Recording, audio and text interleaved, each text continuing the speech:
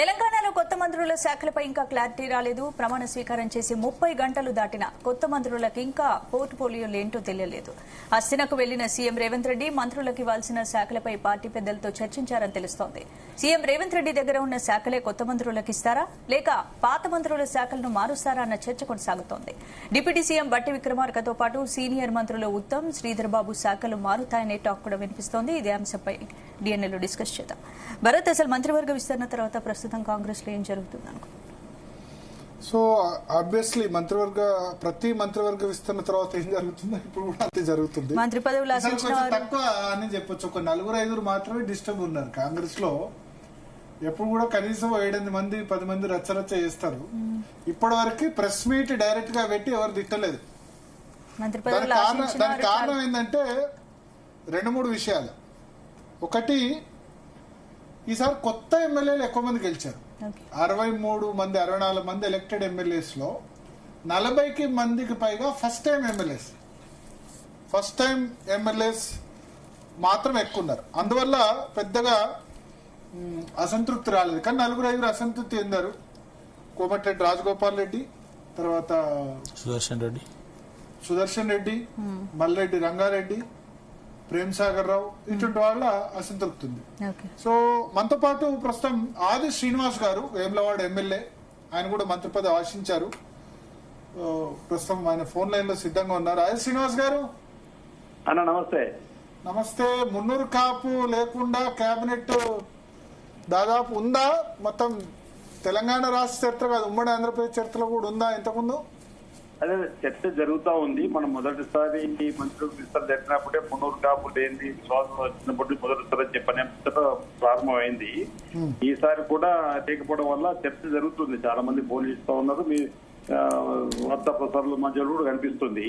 Sir, నిన్నటి కోర్పులు అంటే మున్నూరు కాపులకు సంబంధించింది, సామాజిక వర్గం సంబంధించి ఉంటే బాగుండనేది అందరూ అనే దానిలో నేను కూడా ఏకీభవిస్తూ ఉంటే బాగుండనేది. కానీ నిన్నటి దానిలో కూడా సామాజిక కూర్పు కూడా చాలా బ్రహ్మాండంగా, ఇదివరకు ఏ గవర్నమెంట్ కూడా చేయని విధంగా మొన్నటి ఎమ్మెల్సీ ఎన్నికలు కూడా చూసేది. మొన్న ఎమ్మెల్సీ ఎన్నికల్లో కూడా మేము అన్ని సామాజిక కూర్పులో భాగంగా ఉన్నత వర్గాలకు పెట్టుకున్న అవకాశం లేకుండా మాకు తెలిసినట్టు 5 ఎమ్మెల్సీలు కూడా సిపిఐతో కలుపుకుంటే బీఆర్ఎస్ ఒకటి ఎవరికి ఇచ్చినది పక్కన పెడితే మీ 4 కూడా సిపిఐతో ఇచ్చినవి కూడా ఎస్సీ ఎస్టీ బీసీలకు సంబంధించి ప్రాధాన్యత ఇచ్చే క్రమంలో కూర్పు చూసారు.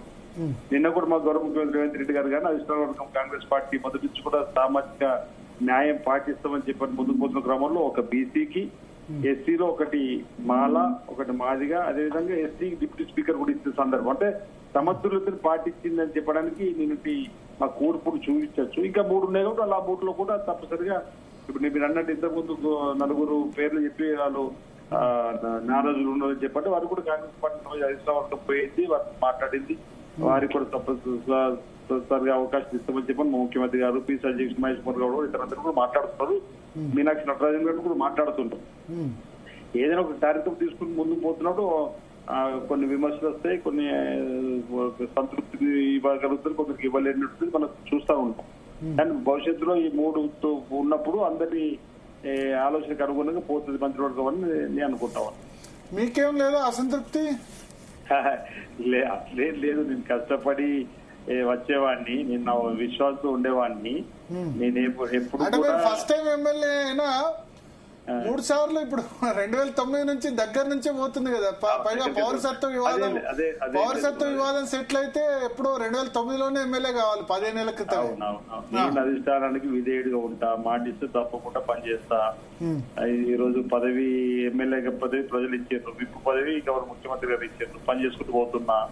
రేపు అవసరం ఏది సందర్భంలో ఉన్నప్పుడు అధిష్టానం గుర్తిస్తుంది, అప్పుడు ఆ బాధ్యత నిర్వహించడానికి ముందుకు పోవాలి తప్ప మనం రాకపోతే అసంతృప్తి బాధపడడం అనేది జనరల్ గా నేను నా డిక్షనరీ లేదు మొదటిది కూడా.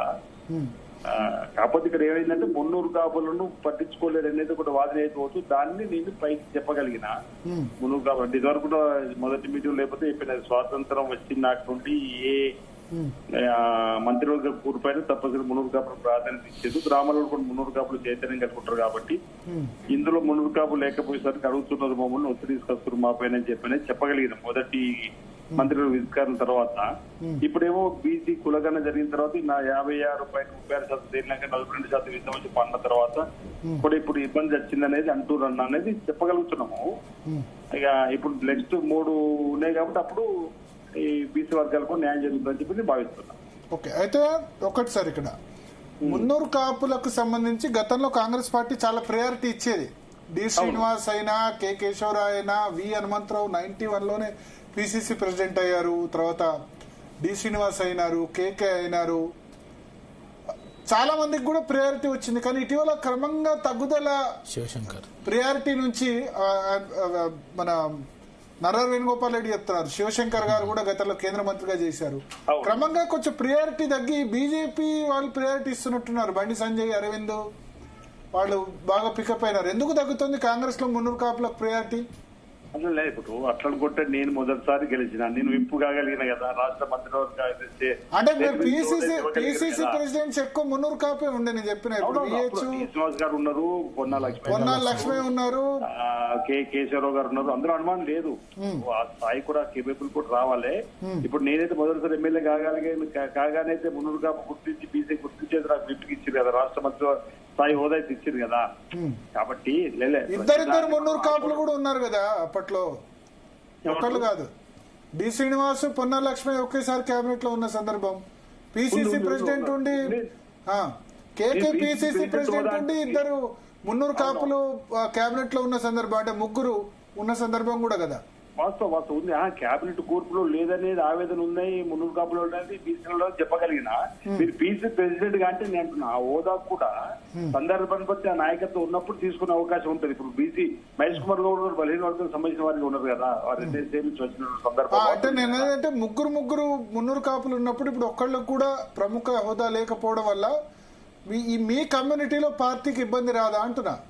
అదే చర్చ జరుగుతుంది. మీరు అన్నట్టుగా ఇతర పార్టీ గురుకాపులో ఉన్న వాళ్ళు ప్రయారిటీ ఇస్తుంది. మీరు అన్నట్టు అరవింద్ గాని, సంజయ్ గాని, అది ఇందులో కూడా బీఆర్ఎస్ లో గంగుల కమలాకర్, జోగు రామన్న ఎవరో ఒకళ్ళు ఉన్నారు కదా, వాళ్ళకు కూడా. అవునవును, వడ్డీరా రవిచంద్రకు రాజ్యసభ సీట్ ఇచ్చారు. అవునవును, అది ఇచ్చారు. ఇప్పుడు లక్ష్మణ్ తీసుకుపోయి రాజ్యసభ మెంబర్ ఉత్తరప్రదేశ్ ఇచ్చారు. కూడా చర్చ జరుగుతుంది. నేను కాదా అంటాను. ఆ ఇతర పార్టీలు ఇచ్చిన అవకాశం ఎందుకు ఇస్తుంది అంటే జోరు జరుగుతుంది, నిన్న నుంచి ట్రోల్ జరుగుతూ ఉంది గ్రూపులలో కూడా. ఇవన్నీ అధిష్టాన వర్గం దృష్టిలోకి తీసుకుంటుందని చెప్పి నేను భావిస్తున్నా.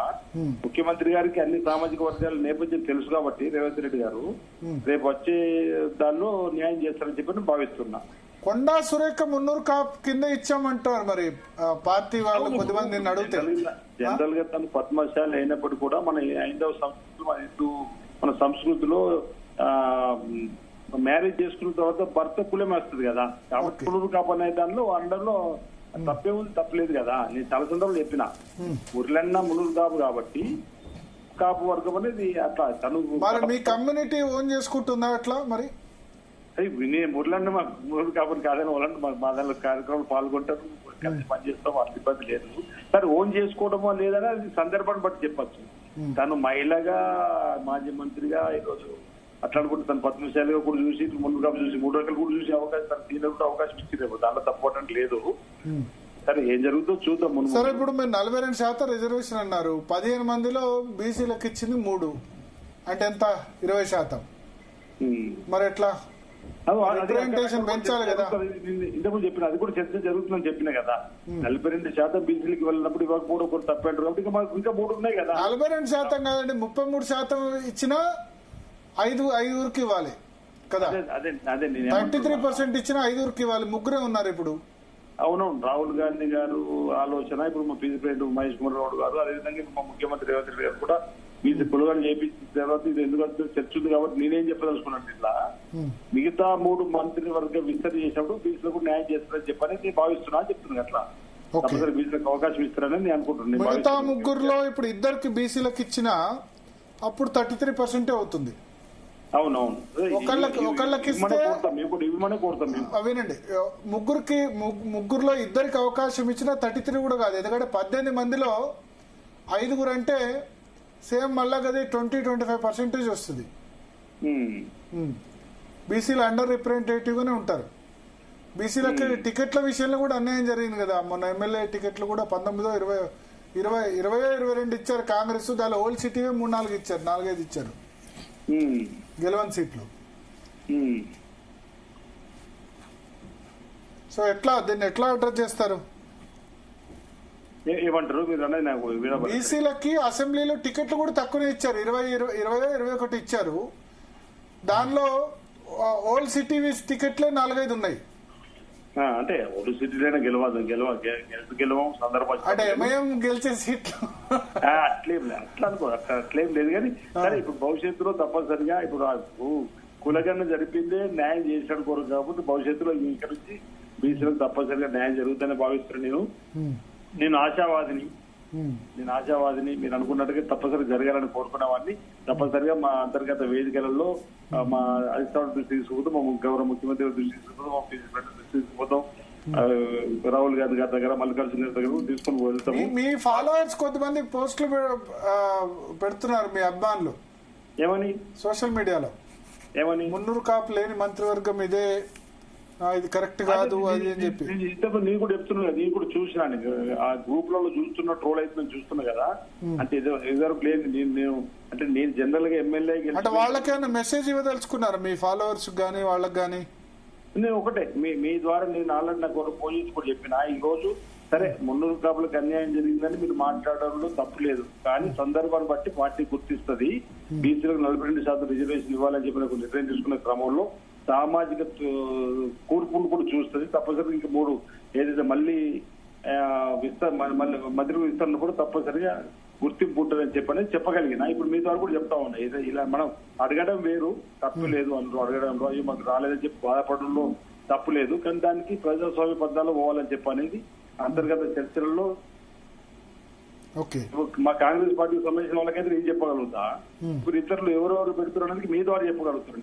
తప్పనిసరిగా మున్నూరు కాపుల్ని కాంగ్రెస్ పార్టీ గుర్తిస్తుంది, ఇప్పటికైనా గుర్తించింది. ఎమ్మెల్యే గెలిచిన తర్వాత ప్రభుత్వం విప్పి చేసింది, రాష్ట్ర మంత్రివర్గంలో క్యాబినెట్ మినిస్టర్, క్యాబినెట్ ర్యాంక్. ఇప్పుడు నేను స్టేట్ మినిస్టర్ హోదాలు కూడా నన్ను గౌరవ ముఖ్యమంత్రి రేవంత్ రెడ్డి గారు కాంగ్రెస్ పార్టీ గుర్తించింది. మున్నూరు కాపులను గుర్తించుకోవడం లేదనేది లేకుండా ఉండాలి నిదర్శనం నేనే కాబట్టి భవిష్యత్తులో కూడా ఈ అవకాశం ఇస్తుందని చెప్పని భావిస్తున్నా.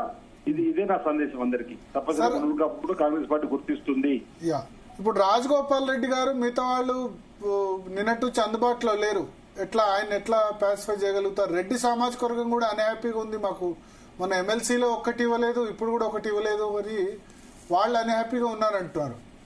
అది ఇష్టం మాట్లాడుతుంది, వారితో మాట్లాడే ప్రయత్నం చేస్తున్నారు. తప్పనిసరిగా ఈ రోజు కాబట్టి రేపు మాట్లాడతారు, వారి యొక్క వాదనలు కూడా వింటారు, వారికి కూడా న్యాయం జరిగే కార్యక్రమం జరుగుతుంది.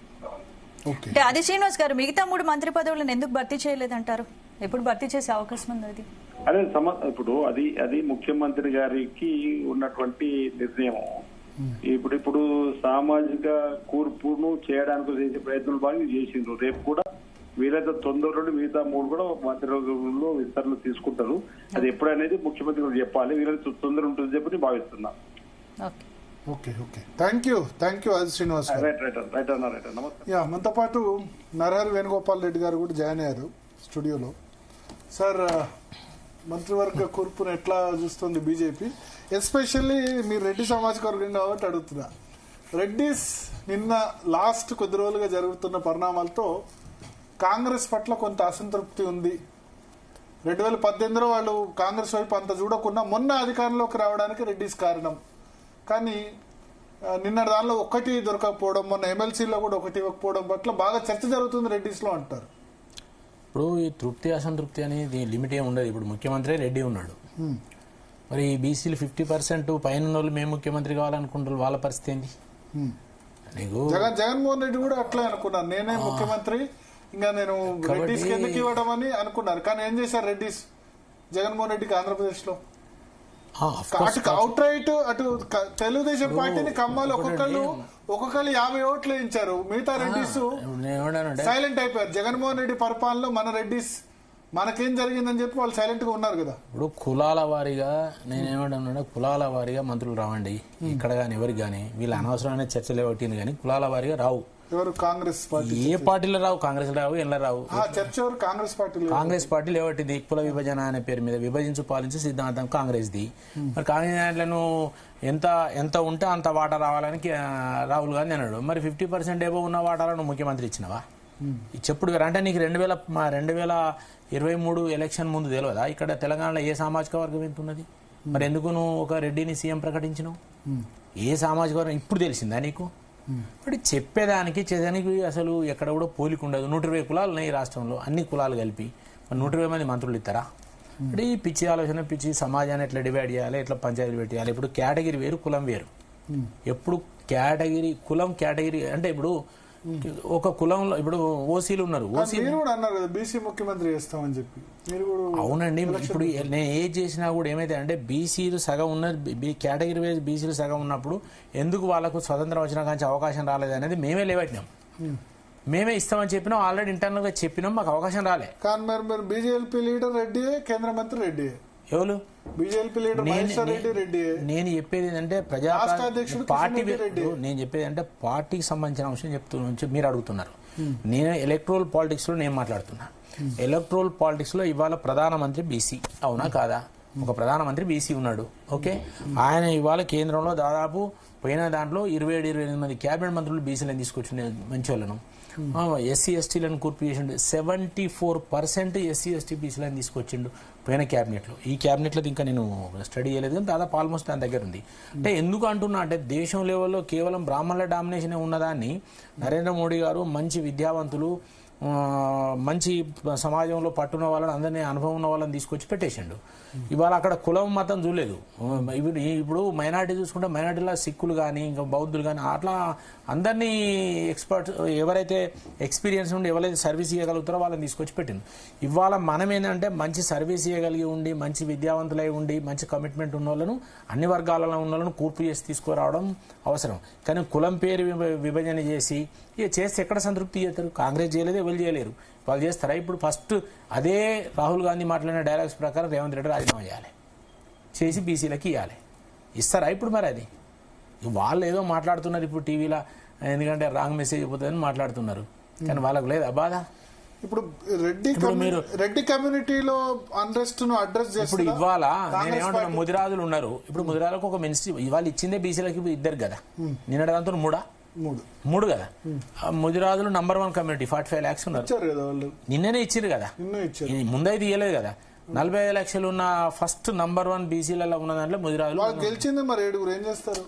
వాళ్ళకి టికెట్లు ఇస్తే కదా. ఇప్పుడు నువ్వు అన్నావు కదా వాళ్ళకి ఒక్కరికి ఇచ్చింది. ఇప్పుడు సెకండ్ కమ్యూనిటీ ఎవరు ఉన్నారంటే బీసీలలో యాదవులు ఉన్నారు, 3rd కమ్యూనిటీ గౌడ్స్ ఉన్నారు, 4th కమ్యూనిటీ మునుకాపున, 5th పద్మశాలి ఉన్నారు, 6th వడ్డర్లు ఉన్నారు, తర్వాత రజకులు ఉన్నారు. అంటే నేను ఆర్డర్ ఆఫ్ సీరియల్ చెప్తున్నా జనాభా ప్రాతిపదికన.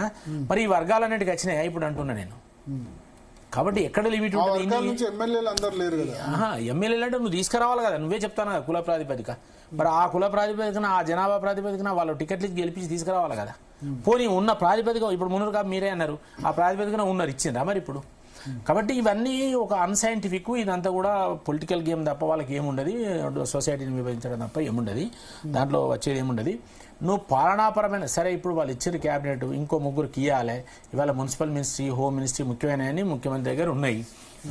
కాబట్టి మున్సిపల్ మినిస్ట్రీ నాకు తెలిసినంత వరకు రేవంత్ రెడ్డి గారు చివరి దాకా ఉంచుకుంటాడు, ఎందుకంటే అది ఇన్కమ్ సోర్స్ ఉన్నది. దాన్ని 2 ముక్కలు చేస్తారట. హైదరాబాద్ దగ్గర ఉన్న మున్సిపల్ వేరు, ఆదాయం వచ్చేది ఒకటి చేసుకోవాలి.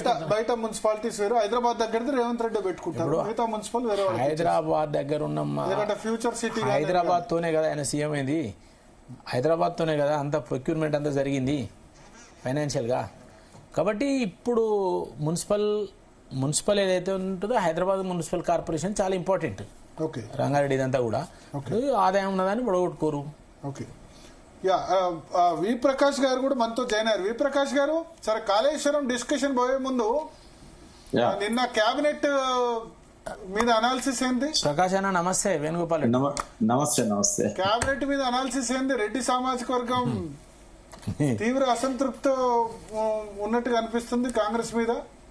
అట్లేం లేదు, ఇంకొక 3 స్థానాలు ఉన్నాయి కాబట్టి ఒక ప్రెషర్ బిల్డ్ చేసే టాక్టిక్స్ అనేటివి ఉంటాయి. ఎందుకంటే ఎవరికి ఇవ్వాలనేది తెలుసుకోలేక ఆ 3 స్థానాలను వాళ్ళు ఖాళీ పెట్టడం జరిగింది. ఒకవేళ మీనాక్షి నటరాజన్ గారు సామాజిక న్యాయం గురించి బాగా కమిటెడ్ గా పనిచేసే వ్యక్తి ఆమె. అందుకని ముందు ఒక మాదిగా కేసీఆర్ గారు నెగ్లెక్ట్ చేసిన ముదిరాజ్ కమ్యూనిటీ వారు తీసుకోవడం జరిగింది. ఇది ఒక శుభ సూచకం. ఎందుకంటే ముదిరాజ్ కమ్యూనిటీకి సంబంధించిన వ్యక్తిని మినిస్టర్ చేశారు కాబట్టి కేసీఆర్ గారు అప్పుడు నెగ్లెక్ట్ చేశారు కదా. ఉన్నారు కదా 22 వరకు కూడా 119 ఎమ్మెల్యే టికెట్లలో ఒక ముదిరాజు కూడా ఇవ్వలేదు. అందుకని అందుకు ఫలితం అనుభవించారు. అది కూడా కారణము. బట్ ఇక్కడ ఏంటంటే మనం ఒకసారి కూర్చుందాం భరత్. 26 కారణాలు ఉన్నాయి బీఆర్ఎస్ ఓటమికి. 1 by 1 మనం డిస్కస్ చేయవచ్చు 26 కారణాలు ఏంటనేది. సో ఏది ఎట్లున్నా ఇది నేనైతే వెల్కమ్ చేస్తున్నా. ఇది ఒక మంచి నిర్ణయం. రేవంత్ రెడ్డి గారిని ఆదుకునే లక్ష్యంతో కొన్ని గ్యాప్స్ ను కవర్ చేస్తున్నది మీనాక్షి నటరాజన్ గారు రాహుల్ గాంధీ ఇన్స్ట్రక్షన్స్ తోని. సో మంచి సమతూకం ఉంది అని నేను అనుకుంటున్నా. బట్ రాబోయే 3 సీట్లలో కూడా ఒకటి రెడ్డి సామాజిక వర్గానికి ఇచ్చినా మిగిలినవి బీసీలకు ఇచ్చినట్టయితే, ఎందుకంటే 51% పైన బీసీలు ఉన్నారు కాబట్టి ఇంకో 3 సీట్లలో కూడా ఒక 2 సీట్లు బీసీలకు ఇచ్చినా, ఒకటి అందులో లంబాడా ట్రైబ్ కి ఇచ్చినా కూడా మంచిదే. ఇప్పుడు ఇచ్చేసారు, డిప్యూటీ స్పీకర్ ఇచ్చేసారు. డిప్యూటీ స్పీకర్ ఇచ్చారు కాబట్టి బహుశా మినిస్టర్ ఇవ్వరు కావచ్చు. ఎందుకంటే ప్రతిసారి కూడా ట్రైబ్స్ లలో ఒక్కరికే ఇవ్వడం అనేది ఒక ఆనవాయితీగా వస్తున్నది. కేసీఆర్ గారి పీరియడ్ లో 2 సార్లు కూడా లంబాడా కమ్యూనిటీకే వచ్చింది మినిస్ట్రీ అనేది, కోయ కమ్యూనిటీకి రాలేదు. కాబట్టి ఈసారి సీతక్కకి ఇచ్చారు కాబట్టి ఇక లంబాడాకి ఇవ్వకపోయినా కూడా ఈ రెడ్డి సామాజిక వర్గానికి ఒకటి ఇచ్చి మిగతా 2 బీసీలకు ఇచ్చినట్టయితే బాగుంటుందని నేను మిగతా 2 బీసీలకు ఇస్తారా? ఇవ్వాలి. ఒక రెడ్డి ఎవరవుతారు? రాజగోపాల్ రెడ్డా, సుదర్శన్ రెడ్డా, మల్లెడ్డి రంగారెడ్డా? అంటే అది ఢిల్లీలో డిసైడ్ అయింది కదా. ఇప్పుడు మీ అంచనా? సుదర్శన్ రెడ్డికి ఇవ్వచ్చు. ఎందుకంటే రేవంత్ రెడ్డి గారిని సాటిస్ఫై చేయాలంటే సుదర్శన్ రెడ్డి గారికి ఇవ్వాలి. సీనియర్ మినిస్టర్ కూడా కదా ఇంతకు ముందు. ఆయన మొదటిసారి వీళ్ళిద్దరు కూడా మొదటిసారి, మల్లెడ్డి రంగారెడ్డి అయినా రాజగోపాల్ రెడ్డి అయినా. రాజగోపాల్ రెడ్డి మొదటిసారి ఏం కాదు, సెకండ్ టర్మ్ ఎమ్మెల్యే, ఒకసారి ఎంపీ, ఒకసారి ఎమ్మెల్సీ. మంత్రి కాలే కదా. మంత్రిగా ఎక్స్పీరియన్స్ ఉన్న వ్యక్తి సుదర్శన్ రెడ్డి గారు ఇరిగేషన్ మినిస్టర్ చేశారు కాబట్టి. రెండవది నిజామాబాద్ నుంచి ఎవరు ఉన్నట్లేరు కదా. అవును, మరి రంగారెడ్డి నుంచి కూడా లేరు. రంగారెడ్డి నుంచి కూడా లేరు. బట్ చూడాలి మరి ఆ 2 జిల్లాలలో ఎవరు. రాజగోపాల్ రెడ్డి ఊరుకుంటారా? అంటే కాంగ్రెస్ మీద అప్పుడు కూడా ఇవ్వకపోతే ఆల్రెడీ ఆయన ఫోన్ స్విచ్ ఆఫ్, గాయబ్. నిన్నటి నుంచి ఎవరికి అందుబాటులో లేరు రాజగోపాల్ రెడ్డి. భరత్ గారు, మీరు చాలా సంవత్సరాలు ఢిల్లీలో ఉన్నారు. ఒత్తిళ్లకు లొంగుతుందా కాంగ్రెస్ పార్టీ? లొంగుతుంది, చాలా తక్కువ సార్లు. అది ఎప్పుడో ఒకసారి. సుదర్శన్ రెడ్డి, రాజగోపాల్ రెడ్డి మాత్రం ఏమాత్రం బెట్టు వీడటం లేదని తెలుస్తుంది కదా. మరి ప్రభుత్వానికి ముప్పు ఉన్నది అన్నప్పుడే వాళ్ళు ఒత్తిడికి లొంగుతారమ్మా. లేదంటే నెక్స్ట్ టైం చూద్దాం, నువ్వు మొదటిసారి వచ్చినావు కదా అసెంబ్లీకి అని అంటారు. అంటే రెండోసారి వచ్చినా కూడా కాంగ్రెస్ ప్రభుత్వంలో మొదటిసారి వచ్చాడు కదా. ఒకటి ఏమంటారంటే రాజగోపాల్ రెడ్డి పేరుండే చివరి నిమిషంలో గాయబైంది అని అంటారు. సుదర్శన్ రెడ్డికి ఇస్తేనే ఓకే, లేకపోతే ఎవరికి ఇవ్వద్దని సీఎం రేవంత్ రెడ్డి అన్నారు అని చెప్తారు. అంటే కొన్ని జిల్లాలకు రిప్రజెంటేషన్ లేనప్పుడు ఒక్క జిల్లా నుంచి 3కి మంత్రి పదవులు, అందులో ముఖ్యమైన శాఖలు అంటే అది సరైనది కాదు.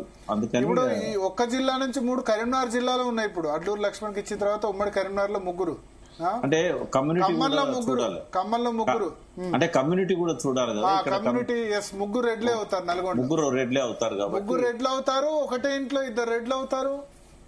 అదే మీనాక్షి నటరాజన్ గారు అటువంటి డిసిషన్ తీసుకోరని నేను అనుకుంటున్నా. ఇప్పుడు ఆమె చెప్పిందే వేదం అవుతున్నది ఢిల్లీలో. కాబట్టి ఆమె ఇటువంటి ఒక జిల్లాలో 3కి అట్లా ఇవ్వడాన్ని ఆమె సమర్థించకపోవచ్చు. సో మీ ఉద్దేశంలో రాజగోపాల్ రెడ్డికి మంత్రి పదవి రాదు, 5 సంవత్సరాలు రాదని నేను అనుకుంటున్నా. నాకు దగ్గర మిత్రుడు రావాలని కోరుకుంటాను. ముగ్గురికి రాకపోవచ్చు. ఏదో అంటున్నారా? 3కి ఇవ్వకపోతే ఉన్నోళ్ళని ఒకరిని వీకేసి ఏమున్నది? అట్లా పీకడం ఉంటదా? వేణు పీకడం ఉండదు. ఏమో పీకే ఇస్తే కాంగ్రెస్ ఏదైనా సాధ్యమే. అది ఎవరిని పీకేటట్టు ఉండదు. ఉత్తమ్ కుమార్, కోమటిరెడ్డి రాజగోపాల్ రెడ్డి ఆయన అన్నేనా, ఈయన వెంకటరెడ్డి గారు అన్న, తర్వాత ఉత్తమ్ కుమార్ రెడ్డి గారు సీఎం కంటెస్టెంట్ కదా. ఏ క్షణాన ఆయన తీసి నన్ను పెడతారో అన్న చర్చ జరుగుతా ఉంది. ఇప్పుడు సుదర్శన్ రెడ్డి అనుచరులు ఇప్పటికే పలువురు రాజీనామా చేస్తున్నట్లు ప్రచారం జరుగుతోంది. రాజగోపాల్ రెడ్డి ఏదైనా సంచలన నిర్ణయం తీసుకోబోతున్నారని టాక్ కూడా వినిపిస్తోంది. మరోవైపు మున్నూరు కాపులకు కూడా కాంగ్రెస్ అధిష్టానం మీద కొంత కోపంగా ఉన్నారు. అంటే మున్నూరు కాపులతో కాంగ్రెస్ కి రాజకీయంగా నష్టం జరిగే అవకాశం ఉందని ఇలా రకరకాల ప్రచారాలు అయితే జరుగుతున్నాయి. మరి పాత కరీంనగర్ లో ఇప్పటికే 3కి ఇచ్చారు కాబట్టి బహుశా ఇవ్వకపోవచ్చు. బట్ మున్నూరు కాపులు మంత్రివర్గంలో లేకపోవడం అనేది ఈ 57 ఏళ్ల సమైక్య రాష్ట్రమే కాదు, అంతకుముందున్న 5 సంవత్సరాల బురుగుల రామకృష్ణారావు ప్రభుత్వంలో కూడా ప్రతి కేబినెట్ లో మున్నూరు కాపు ఉన్నాడు. మొట్టమొదటిసారి మున్నూరు కాపు లేకుండా ఒక కేబినెట్ ఏర్పడడం అనేది రేవంత్ రెడ్డిది. అది ఆ చరిత్రలో రికార్డ్ అమ్మా నిజాం పీరియడ్ తర్వాత. కాబట్టి చాలా కోపం. మున్నూరు కాపులు కాంగ్రెస్ నుంచి బీజేపీ వైపు పోతున్నట్టు అనిపిస్తుంది కదా ఇటీవల. ఇప్పుడు కాంగ్రెస్ లో ఉన్నది ఎవరు భరత్? నాకు తెలిసి గెలిచింది ఒక్కడు ఆది శ్రీనివాస్. అవును, మన బీఆర్ఎస్ లో గెలిచి అటు పోయింది పోలేదో. కాంగ్రెస్ ఇప్పుడు ఆది శ్రీనివాస్ కి ఇవ్వచ్చు కదా అంట. ఇవ్వచ్చు, కానీ వీళ్ళు ఎట్లా 42% రిజర్వేషన్ బీసీ అన్నప్పుడు మంత్రివర్గంలో 15 మందిలో ముగ్గురు అంటే ఎంత? 20% మందే బీసీలకు. అందుకే బీసీలకు ఇద్దరికి ఇచ్చినట్టయితే డెఫినెట్ గా వస్తుంది. ఇప్పుడు ఇంకిద్దరికి ఇచ్చిన ఈ 3లో ఇంకిద్దరికి ఇచ్చినా సరే 18 మందిలో 5 అంటే ముస్లిం కి ఇవ్వాలి కదా. ముస్లిం మైనారిటీలకు కూడా మంత్రివర్గంలో చూడండి. మైనారిటీ ఎమ్మెల్యే ఎవరికి గెలవలేదు, ఎమ్మెల్సీ మాత్రం ఉన్నారు. అది ఎమ్మెల్సీకే ఇవ్వాల్సి వస్తుంది. షబీర్ అలీకి ఇస్తారు కావచ్చు. షబీర్ అలీకి ఎమ్మెల్సీ పదవి లేదు కదా, ఇంకా 2 ఏళ్ల వరకు ఎమ్మెల్సీ లేదు కాబట్టి షబీర్ అలీకి రాదు. ఇప్పుడున్న ఎవరున్నారు నామినేటెడ్ లో కోటాలో ఇచ్చారు కదా సియాసత్ ఎడిటర్ కు, ఆయన మాత్రం ఉన్నారు. అలీ ఖాన్ ఆయన మాత్రమే ఉన్నారు, గెలిచిన వాళ్ళు ఎవరు లేరు. అది ప్రాబ్లం. బీసీలు కూడా కాంగ్రెస్ గెలిచింది 8 మందే. అవును, అంటే టికెట్లు వాళ్ళు తక్కువ ఇచ్చారు, 20 మందికి ఇచ్చారు. 20 మందిలో ఓల్డ్ సిటీవే 4-5 ఉన్నాయి. అది అవన్నీ చూస్తారు డెఫినెట్ గా. మీనాక్షి నటరాజన్ గారు ఇవన్నీ చూస్తారు. ఇప్పుడు ఆమెదే ప్రివేల్ అవుతుంది. రేవంత్ రెడ్డి గారు చెప్పినా ఇంకోరు చెప్పినా మీనాక్షి నటరాజన్ గారు మల్లికార్జున ఖర్గే గారికి ప్లస్ రాహుల్ గాంధీకి ఏం చెప్తుందో కేసీ వేణుగోపాల్ గారికి అదే ప్రివేల్ అయిద్దని నేను అనుకుంటున్నాను. ఇప్పుడు నిజామాబాద్, హైదరాబాద్, రంగారెడ్డి జిల్లా కూడా ప్రాతినిధ్యం లేకపోవడం ఎలా చూడొచ్చు? అంటే జిల్లాల ప్రాతినిధ్యం కంటే సామాజిక సమతుల్యత అనేది ఆమె ప్రియారిటీ అంశం. కాబట్టి ఆ విషయంలో మనం మీనాక్షి గారి మైండ్ సెట్ ను బట్టి ఓ అంచనాకు రావచ్చు. వి ప్రకాష్ గారు, మీరే ముఖ్యమంత్రి అయితే ఇప్పుడు 3 మంత్రులు తీసుకున్నారు కదా, ఎవరికి ఏ శాఖ ఇస్తారు? శాఖలు అనేటి అంటే వీళ్ళెవరు కూడా ఎక్స్పీరియన్స్ ఉండి పెద్దగా ఇప్పుడు సుదర్శన్ రెడ్డి గారి కంటే నీటిపారుదల ఇస్తారని అనుకోవచ్చు. కానీ వీళ్ళకి ఉత్తమ్ కుమార్ రెడ్డి ఉన్నాడు కదా, అంటే ఆయనకు ఇష్టం లేదు యాక్చువల్ గా. అది ఆయన అడిగింది హోంశాఖ, బట్ ఆయనకి ఇచ్చింది అది. ఆయన సాటిస్ఫై లేడు. బట్ ఎందుకంటే నీళ్ళ ప్రాజెక్టులకు సంబంధించి అనేక సమస్యలు ఉన్నాయి కాబట్టి ఆయనకు కూడా పెద్దగా వాటి మీద అవగాహన లేదు. కాబట్టి అవగాహన ఉన్న వ్యక్తికి ఇస్తే బాగుంటుంది. కాబట్టి మరి ఉత్తమ్ హోంశాఖకు మారుస్తారా? ఇప్పుడు ఉత్తమ్ హోంశాఖ ఇస్తే మంచిది ఆయనకు. ఒకవేళ హోంశాఖ ఏంది, ప్రజలతో సంబంధం ఉండదు. ఇప్పుడు హోమ్ మినిస్ట్రీ అంటే ఒక ఎస్పీని ట్రాన్స్ఫర్ చేయలేడు, డిఎస్పీ ఎస్ఐని కూడా ట్రాన్స్ఫర్ చేయలేడు. ఎస్పీ అంతా డీజీపీ, ఎస్ఐసిఐ అంతా police officers, law and order CM దగ్గర ఉంటది, intelligence chief reporting to CM. మన తెలుగు రాష్ట్రాల్లో ఉంది, మిగతా చోట హోమ్ మినిస్టర్ పవర్ఫుల్, కేంద్ర హోంమంత్రి అమిత్ షా పవర్ఫుల్. మన దగ్గర ఏంటంటే కోరలేని విధంగా చేశారు home minister. Law and order intelligence chief direct గా సీఎం కు రిపోర్టింగ్ పెట్టుకుని, హోమ్ మినిస్టర్ అంటే పవర్లెస్ మినిస్ట్రీ చేశారు. ప్రజలతో సంబంధం కూడా ఉండదు. రేవంత్ రెడ్డి గారు ఇచ్చే స్వేచ్ఛను బట్టి ఉంటుంది. ఆయన స్వేచ్ఛ ఇచ్చినట్టయితే ఉత్తమ్ కుమార్ రెడ్డి ఉంటాడు, స్వేచ్ఛ ఇవ్వకపోతే నాకు అవసరం లేదని. రాజశేఖర్ రెడ్డి టర్మ్ నుంచి కూడా ఇదే నడుస్తుంది కదా, అప్పుడు లా అండ్ ఆర్డర్ తీసేశారు. అప్పటి నుంచి ఉంది. బట్ ఇప్పుడు లా అండ్ ఆర్డర్ ఉన్నా లేకున్నా చేసేది ఏం లేదు. ఎందుకంటే ముఖ్యమంత్రి ఓల్ అండ్ సోల్ అవుతాడు. బట్ పోలీస్ ఆఫీసర్ల మీద ఆయన కొంత పట్టు అనేది ఉంటుంది. ఎందుకంటే డమ్మీ మంత్రి అయితే కాదు ఉత్తమ్ కుమార్ రెడ్డి. అంటే మన ముఖ్యమంత్రి అనుభవం లేకపోయినా కూడా ఈయనకు అనుభవం ఉంది కాబట్టి కొంత హోంశాఖ ఇచ్చి జిల్లాల విషయంలో కొంత ఆయన కంట్రోల్లో ఎస్పీలను పెట్టినట్టయితే డిఐజీలను వీళ్ళందరినీ కూడా ఉత్తమ్ కుమార్ రెడ్డి కంట్రోల్లో పెడితే కొంత లా అండ్ ఆర్డర్ కూడా బాగుంటుందని నేను అనుకుంటున్నాను. సో మీ ఆయనలో మీ ఉద్దేశం అయితే ఉత్తమ్ కుమార్ రెడ్డి హోంశాఖ, మరి ఇరిగేషన్ ఎవరికి ఇవ్వాలి? సుదర్శన్ రెడ్డిని తీసుకుంటే ఆయనకి ఇవ్వాల్సి వస్తుంది. 100% నేను ఎక్స్పెక్ట్ చేస్తున్నాను. ఇంకో 6 నెలల వరకు ఖచ్చితంగా ఉండదు రీషఫుల్. ఇప్పుడున్న వాళ్ళు ఎవరికి ఇవ్వాలి అది? అందుకనే అన్న ఇప్పుడు వి ప్రకాష్ ముఖ్యమంత్రి అయితే ఎవరికి ఏం శాఖ చేస్తారు అది చెప్పండి. అంటే మీ ఎక్స్పర్టైజ్ తెలంగాణలో కొంత అనుభవం వచ్చింది కాబట్టి ఎవరికి మన ఉత్తమ్ కుమార్ రెడ్డికి. ఇప్పుడు ఉన్న వాళ్ళల్లో ఇరిగేషన్ అయితే ఉత్తమ్కే ఉండాలి. మళ్ళీ నేర్చుకోవాలంటే సంవత్సరం పడుతుంది కొత్త వాళ్ళకు. ఇది చాలా జటిలమైన సబ్జెక్ట్. ఎందుకంటే ఇప్పుడు మీ టీవీలలో కూడా డిస్కస్ చేద్దామంటే వేణుగోపాల్ రెడ్డి నాలాంటి వాళ్ళు తప్ప మీకు మామూలు వాళ్ళు దొరకరు నీళ్ళ మీద కొంత స్టడీ చేసి. నేను క్వశ్చన్ అడుగుతానా, ఏ శాఖలు ఎవరికి ఇస్తే ముఖ్యమంత్రి ఎవరిని పని చేయకపోతే ఇప్పుడు కేసీఆర్ మొత్తం అన్ని శాఖల మీద పెత్తనం ఆయనది ఉంటే అందరూ డమ్మి. వేణుగోపాల్ ఆయన కేసీఆర్ కాదు కదా, పని చేయకపోవడానికి సైలెంట్ ఉండటానికి ఖచ్చితంగా మంత్రులు తమ పొజిషన్ అసెప్ట్ చేసుకుంటారు. ఇప్పుడు మీరు కులాల వారి మతాల వారిగా శాఖలను ఎవరికి ఇవ్వాలని చర్చ చేసిండ్రు, కానీ హోల్సేల్ ప్రజలకు వచ్చింది ఏంది, గవర్నమెంట్ ఇచ్చిన హామీలు కానీ అవి అమలు చేసే విధానం కానీ ప్రజలకు వచ్చే బెనిఫిట్స్ ఏంది అనేది చర్చ జరగాలి. ఇప్పుడు ఈ టైంలో కొద్దిగా ఆతృత ఉంటది, పంచుకున్నాడైనా ఈ 5 ఏళ్ళు తర్వాత ఏమన్నా అందులో ప్రజలకు చెందుతాయి అనేది ముఖ్యం. సరే, నేను చెప్పినా చెప్పండి. ఇప్పుడు ముగ్గురు ఉన్నారు, శాఖలేం మీరైతే ఏమి ఇస్తారు? లేని వాళ్ళు ఇప్పుడు చాలా శాఖలు ముఖ్యమంత్రి గారి దగ్గర ఉన్నాయి కాబట్టి ఖచ్చితంగా వీళ్ళకి ఇవ్వాల్సిందే. వివేక్ ఏ శాఖ ఇస్తారు మీరు? వివేక్ ఏది ఇచ్చినా చేయగలుగుతారండి, సమర్థుడు. వివేక్ ఏంటంటే చాలా అనుభవం సంపాదించాడు. మున్సిపల్ అడ్మినిస్ట్రేషన్ ఇస్తే బాగుంటుందని నేను అనుకుంటున్నాను. Okay, municipal administration. Finance, social welfare అవుతారా బట్టి? ఎవరు బట్టి ఫైనాన్స్ కంటిన్యూ అవుతారా? చాలా విమర్శలు వస్తున్నాయి ఆర్థిక శాఖ బిల్లుల విషయంలో. విమర్శలు అన్నిటి పెద్ద ఎవరు పట్టించుకోరు భరత్, అది వస్తే తుడిచేసుకొని పోతుంటారు. బట్టి ఫైనాన్స్ లో ఉంటాడు, ఎందుకంటే సెకండ్ పొజిషన్ అన్నట్టు ఉంటుంది. ఫైనాన్స్ మినిస్టర్ అంటే 2వ స్థానం కాబట్టి ఆయన దాంతో సాటిస్ఫై అవుతాడు. కొత్తగా వచ్చిన ధర్మపురి లక్ష్మణ్ గారికి సోషల్ వెల్ఫేర్ అట్లా ఇస్తే బాగుంటుంది. సోషల్ వెల్ఫేర్ తర్వాత సీతక్కకు హోమ్ ఇవ్వచ్చు. మహిళా సేమ్ సబితా ఇందారెడ్డి, అక్కడ జగన్ కూడా తానేపూడి వనిత, ఇక్కడ కాదు సీతక్క జగన్ మేఘతోటి సుచరితకి ఇచ్చారు, ఇక్కడ చంద్రబాబు సీతక్క అదర్ సైడ్ చూశారు కదా, అడవుల్లో నక్సలైట్ గా ఉన్నారు. అచ్చా, ఇప్పుడు పోలీస్ ఇస్తారు నక్సలైట్. ఆమె చేతిలో తుపాకి ఉన్నప్పుడు క్లాస్ ఇచ్చిన వాడిని. అచ్చా, అడవుల్లో కూడా ములిగే కదా. ములిగే మా ఎమ్మెల్యే గారే. తర్వాత అడవిలో ఆమె తుపాకి పట్టుకున్నప్పుడు నేను వాళ్ళ క్లాసులు చెప్పాను. సో సీతక్కకు హోమ్ మినిస్ట్రీ ఇవ్వాలి. ఇస్తే కనుక ఇంకొక పార్శ్యం కూడా తెలుస్తుంది కదా. ఓకే, నేనేమన్నా హోమ్ మినిస్టర్ వివేక్ గారికి ఇస్తారేమో అని అనుకుంటున్నా. హోమ్ మినిస్టర్ వివేక్ ఇస్తారేమో అని అంటారు. ఇవ్వచ్చు, బట్ పైన చెప్పేదాన్ని బట్టి ఉంటది. ఎందుకంటే అధిష్టానానికి దగ్గరగా ఉన్న వ్యక్తి కాబట్టి ఆయన ఏది అడుగుతా అది ఇస్తారు. నాకు తెలిసి ఆయన మున్సిపల్ శాఖ అడుగుతారు. Okay, municipal administration, urban development KTR చేసిన. కానీ ఇప్పుడు ఒక సమాచారం ఏంటంటే 2గా డివైడ్ చేస్తారంటారు. హైదరాబాద్ ఏరియాలో ఉన్న అర్బన్ డెవలప్మెంట్ వేరు, ఓన్లీ జిల్లాలో ఉన్న మున్సిపాలిటీస్ వేరు. హైదరాబాద్ రేవంత్ రెడ్డి దగ్గర పెట్టుకుని 4th సిటీ గానీ, ఫ్యూచర్ సిటీ గానీ, మెట్రో గానీ ఇవన్నీ ఆయన దగ్గర పెట్టుకుని మిగతావి మాత్రం మున్సిపల్ దాన్ని ఆల్రెడీ డివైడ్ చేశారు 2గా. ఔటర్ రింగ్ రోడ్డు, హెచ్ఎండిఏ ఇవన్నీ ఒకటి తీసుకొచ్చి ఇంకోటి జిల్లాల్లో ఉన్న ఆదిలాబాద్, నిజామాబాద్ ఆ మున్సిపల్ వేరే చేస్తారని చెప్తున్నారు. అయితే బహుశా ఇది రేవంత్ రెడ్డి గారు పెట్టుకుని అది ఇస్తారేమో. ఓకే, వాకిట్ శ్రీయర్కి ఏమి ఇవ్వచ్చు? బీసీ వెల్ఫేర్ ఇప్పుడు పొన్నంకు ఉంది కదా, పొన్నం సీనియర్ మినిస్టర్, ఇప్పుడు సీనియర్ కాబట్టి బీసీ వెల్ఫేర్ నుంచి ఆయనకి ఏదన్నా మంచి పోర్ట్ఫోలియో ఇచ్చి ఈ శ్రీహరి గారికి బీసీ వెల్ఫేర్ ఇవ్వచ్చు. ఇప్పుడు ఖాళీ ఉన్నాయి home, minority welfare, social welfare, education. మరి ఎడ్యుకేషన్ లేడు మంత్రి, ముఖ్యమైన శాఖ.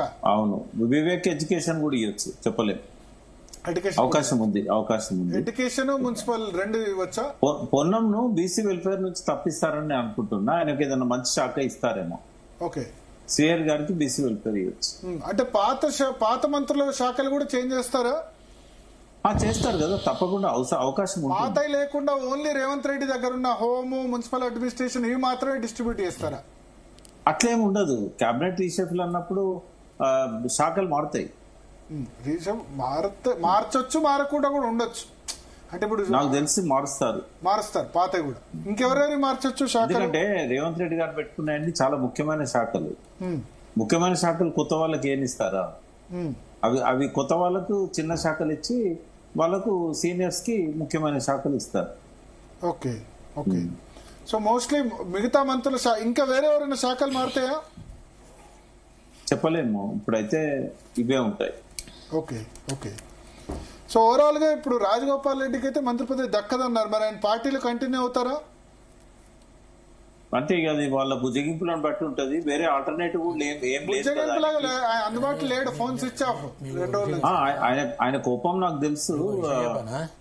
కాంగ్రెస్ లో ఒక్కరు కూడా బయటికి పోరు. భరత్ గారు బయటికి పోయి శాసించేంత చిన్నారెడ్డి లాంటి శక్తి ఉన్న వాళ్ళు కాదు వీళ్ళు. వీళ్ళంతా భరత్ గారు మా ఊరు రామప్ప ఒక పక్కన కేశాపూర్ ఏమో రాజగోపాల్ రెడ్డి గారు అత్తగారు, వేణుగోపాల్ రెడ్డిదేమో మా అత్తగారు ఉన్న ఊరు. మేమందరం కూడా పక్క వాళ్ళం, చిన్నప్పటి నుంచి ఒకరికో తెలిసిన వాళ్ళం. రాజగోపాల్ రెడ్డి గారు కొంత ఆవేశం కోపం ఉంటది, బట్ అడ్జస్ట్ అవుతాడు, లాస్ట్ కి అడ్జస్ట్ అవుతాడు. కానీ అల్టిమేట్ గా ఇప్పుడు కాంగ్రెస్ లో అతి తక్కువ అసంతృప్తి ఇదే కదా, మంత్రివర్గ విస్తరణ ఎప్పుడైనా. అంటే ఇప్పుడు అక్కడ ఉన్న పరిస్థితిని బట్టి ఇంతకంటే ఏం చేయలేదు కూడా. మోస్ట్లీ కొత్త ఎమ్మెల్యేలు గెలిచారు కాబట్టి ఇది పరిస్థితి. అవును, 40 మంది దాదాపు కొత్త వాళ్ళు ఉన్నారు కదా, పోటీ పెద్దగా లేదని చెప్పొచ్చు. ప్రకాశాన ఒక విషయం, కాంగ్రెస్ పార్టీలో ఒకప్పుడు ఇందిరాగాంధీని వ్యతిరేకించిన నీలం సంజయుడో, కాసు బ్రహ్మానందుడో, లేకపోతే మర్రి చెన్నారెడ్డి, రాజశేఖర్ లాంటి వాళ్ళు కాంగ్రెస్ లో ఇప్పుడు లేరు. ఇయ్యకపోతే అలుగుతాం పోతాం అట్లేమి ఉండదు, అంత సీన్ లేదు వీళ్ళకు. వీళ్ళంతా వ్యాపారస్తులు, ఎక్కువ కొత్త వాళ్ళు ఉన్నారు కదా, కొత్త వాళ్ళు ఉన్నారు కాబట్టి 64 మందిలో 40 మంది వాళ్ళు ప్రొఫెషన్ పొలిటీషియన్స్.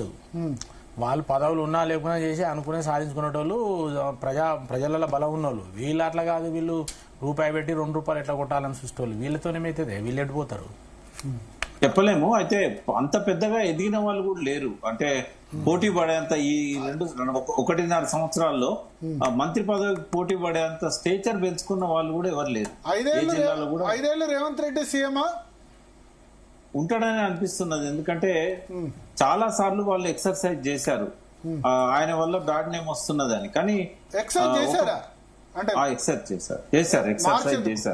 48 గంటల కింద కూడా ఎక్సర్సైజ్ చేశారు. అవునా? బట్ ప్రాబ్లం ఏంటంటే ఇప్పుడు ఆయన తీసేస్తే ఆయనే ముఖ్యమంత్రిగా మళ్ళీ ఇంకొక పార్టీ సపోర్ట్ తోనే వచ్చే అవకాశం ఉంది. ఏ పార్టీ చెప్పరాదు. అవునా? బీజేపీ అంటే బీజేపీ మజ్లిస్ ఆబ్సెంట్ అవుతుంది, అవసరమైతే టీఆర్ఎస్ నుంచి కొంతమందిని లాక్కుంటారు. బట్ ఏది ఏమైనా కూడా ఆయన టచ్ చేసే పరిస్థితి ఇప్పుడు లేదు, ఎందుకంటే కొత్తగా ఎలక్ట్ అయిన ఎమ్మెల్యేలంతా ఉన్నారు. మీరు అన్నదాన్ని నేను నిన్న ఒక కామెంట్, నిన్న దత్తాత్రేయ ఆత్మకథ పుస్తక ఆవిష్కరణలో ఆయన ఏమన్నానంటే, నా స్కూలింగ్ అంతా BJP, college days Chandrababu Naidu, ఉద్యోగం చేస్తుంది రాహుల్ గాంధీ దగ్గర అని చెప్పారు. ఉద్యోగం అనే మాట అనడం అనేది ఆయన అసంతృప్తిని వ్యక్తం చేస్తున్నట్టుగా కనబడుతున్నది. ఎందుకంటే నిన్న మంత్రివర్గంలో పేర్లు ఖరారైన తర్వాత ఈ మీటింగ్ కి వచ్చాడు ఆయన. అవును, కాబట్టి చాలా ప్రమాణ స్వీకారం చేయించి వచ్చారు కదా, ఆ ఫ్రస్ట్రేషన్ అనేది ఆయన ఆ ఉద్యోగం అనే కాడ వచ్చింది. అందుకే మేము అనేది కూడా ఏంటంటే, స్వయం పాలనను పక్కకు పెట్టేసి మళ్ళీ ఢిల్లీ బాద్షాల దగ్గర ఇవాళ మోకరిల్లాల్సిన పరిస్థితి తెలంగాణకు వచ్చిందని మాకు బాధ. అదొకటి మీరు చెప్పేది, సీఎం రేవంత్ రెడ్డిని మార్చరు అంటే అధిష్టానం కూడా అంత బలహీనంగా ఉన్నట్టే లెక్క కదా. ఉన్నది కదా, ఎందుకంటే ఎప్పుడంటే మార్చగలిగింది.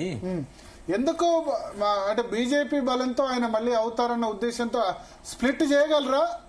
అంటే ఇక్కడ చంద్రబాబు ఆంధ్రలో ఎప్పుడైతే వచ్చాడో రేవంత్ రెడ్డి గారికి కొండంత బలం వచ్చింది. ఎందుకంటే మోడీ గారి దగ్గర ఇబ్బంది ఏం లేదు, రేవంత్ రెడ్డి గారికి ఏదున్నా కూడా చంద్రబాబు నాయుడు మేనేజ్ చేయగలుగుతాడు. ఒకవేళ కనుక ఇక్కడ కాంగ్రెస్ తీసేసినట్టయితే ఆయన మళ్ళీ ముఖ్యమంత్రిగానే కంటిన్యూ అవుతాడు, అందరు సపోర్ట్ చేస్తారు, ఆయన పడిపోడు. కాంగ్రెస్ ఎమ్మెల్యేలు బీజేపీలోకి రావాలి కదా, వస్తారా? బీజేపీ గవర్నమెంట్ కాదు, రేవంత్ రెడ్డి గవర్నమెంట్ కు వీళ్ళు సపోర్ట్ చేస్తారు. బీజేపీ ఇప్పుడు ఆయన 35-40 మంది ఉన్నారు ఇవాళ రేవంత్ రెడ్డి గారితో. భరత్ గారు, మరి 30-40 మంది ఉన్నాక ఇంకెందుకు చేంజ్ అవుతుంది? చేంజ్ చేయరు కదా. చేంజ్ చేయాలని వాళ్ళకు ఉంది ఈయన పనితీరును బట్టి. ఎందుకంటే పనితీరే కాకుండా చంద్రబాబు నాయుడుతో ఉన్న లింక్స్, దానివల్ల వాళ్ళు చేంజ్ చేయాలని అనుకున్నారు. మన వాడు కాదు అని. రెడీయా రేవంత్ రెడ్డి బయటకు వస్తే? మీరు చూడండి, రేవంత్ రెడ్డి బయటికి రాడు. రేవంత్ రెడ్డిని కాంగ్రెస్ పార్టీ తీసేయదు. తీసేసేంత దమ్ము అధిష్టానానికి లేదు. అధిష్టానం వీక్నెస్ ఎన్క్యాచ్ చేసుకుంటాడు తప్ప. మీ మీద భయంతో రేవంత్ రెడ్డి కూడా 40 మంది ఎమ్మెల్యేలు ఏం లేరండి. కాంగ్రెస్ ఎమ్మెల్యేలు కాంగ్రెస్ తోనే ఉంటారు. నేను చెప్తున్నదా, కాంగ్రెస్ ఎమ్మెల్యేలకు అంత ఇండిపెండెంట్ గా పోయి ఆ గట్స్ వాళ్ళకు లేవు. ఇప్పుడు కాంగ్రెస్ ఏమంటది, ఒకవేళ మారుస్తా అనుకో, ఆయన మారుస్తా అంటే ఆ ముందే ప్రిపేర్ చేసి ఇంకెవరినో తయారు చేసి వాళ్ళని చేస్తాం అనగానే వాళ్ళు ఖతం కాంగ్రెస్ ఎమ్మెల్యేలు బయటికి రారు. ఎందుకు వస్తారు చెప్పు? అంత ఈజీగా ఉండదు కదా, వాళ్ళు చేసుకుంటారు కదా, చేసుకుంటారు. యువతలు ఎవరు చాలా ఈక్వేషన్స్ అంటే నీకు 30 వాళ్ళు వేసుకున్నారు. ఒకవేళ రేవంత్ రెడ్డిని దించితే ఏంటి పరిస్థితి అనేది కూడా వాళ్ళు అంచనాలు వేసుకున్న తర్వాతనే ఇంకా దించొద్దు అనే ఒక నిర్ణయానికి వచ్చారు. కాబట్టి 5 సంవత్సరాలు రేవంత్ రెడ్డి ఉంటాడు. So Revanth Reddy becoming stronger and with BJP support ఎప్పుడైనా ఉంటుంది ఆయనకు. అంటే సపోర్ట్ అంటే బీజేపీ అఫీషియల్ గా సపోర్ట్ ఉండదు, కానీ ఆయన దించే ప్రయత్నం చేయరు. మరో షిండే కాడ ఇక్కడ షిండే అయితే సపోర్ట్ చేయాలి కదా, బీజేపీ సపోర్ట్ చేయడం రాదు కదా కేంద్రం. అంటే దించారని నేను అనుకుంటున్నా, ఎందుకంటే గుడ్ లుక్స్ లో ఉన్నాడు నరేంద్ర మోడీ గారికి. గుడ్ లుక్స్ లో ఉండడం కాంగ్రెస్ లో మైనస్ కదా? మైనస్ అయినా అశక్తులు కదా, వాళ్ళు చేయగలిగేది ఏంది? వాళ్ళకి కావాల్సింది రేవంత్ రెడ్డి గారు సమకూరుస్తారు కదా. ఓకే, విటమిన్ ఎమ్మా మీరు ఢిల్లీ పాలిటిక్స్ లో ఉన్నారు, ఇవన్నీ అడగద్దు. విటమిన్ తప్ప రాజశేఖర్ రెడ్డి నుంచి అక్కడ వరకు తెలంగాణ అయినా ఆంధ్రప్రదేశ్ అయినా కాంగ్రెస్ హైకమాండ్ కు బంగారు గని. ఒకవేళ దించాల్సిన అంటే వాళ్ళు వేరే రాష్ట్రాలు లేరు పాప అధికారులు. ఇప్పుడు బీజేపీ అంటే 15 రాష్ట్రాల్లో అధికారులు ఉంది, డైరెక్ట్ గా వాళ్ళకి ఇచ్చే వాళ్ళు వాళ్ళకు ఉన్నారు. ఒకవేళ ఏ పార్టీ తీసుకోదండి, టిఆర్ఎస్ తీసుకోదా? అందరు తీసుకుంటారు. మరి టిఆర్ఎస్ 1500 కోట్లు ఆస్తున్నాయి, తక్కువేం లేదు కదా.